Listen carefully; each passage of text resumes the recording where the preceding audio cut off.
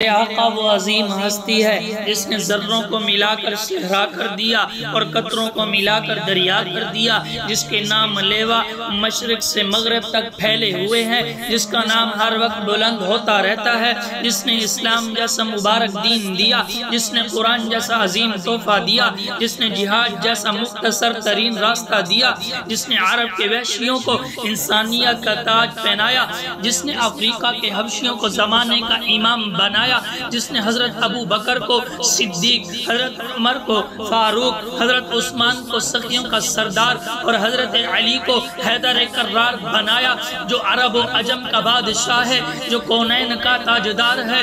شمع رسالت کے پروانوں، میں تم ایک قدم آگے بڑھ کر کہتا ہوں، میرے آقا نور مجسم، فخر دو عالم، امام الانبیاء، سید الاتقیاء، ہادی کل، ختم رسل، ساقی کوثر، شافی محشر، حضرت محمد مصطفیٰ احمد مجتبیٰ کو خلاق عالم نے ان تمام صفات و کمالات سے نوازا تھا جو کمالات کم و پیش 1,24,000 انبیاء علیہ السلام کو فردن عطا فرمایا تھا۔ چنانچہ میرے پیارے پیغمبر صلی اللہ علیہ وسلم میں آدم کی خلق، شیش کی معرفت، نوح کا جوش و تبلیغ، ابراہیم کا ولولہ توحید، اسماعیل کا احسار، اسحاق کی رضا، یعقوب کی تسلیم، یوسف کا حسن، صالح کی فصاحت، لوط کی حکمت، داؤد کی آواز، ایوب کا صبر، یونس کی اطاعت، یحییٰ کا پاک دامنی، یوشع کا جہاد، دانیال کی محبت،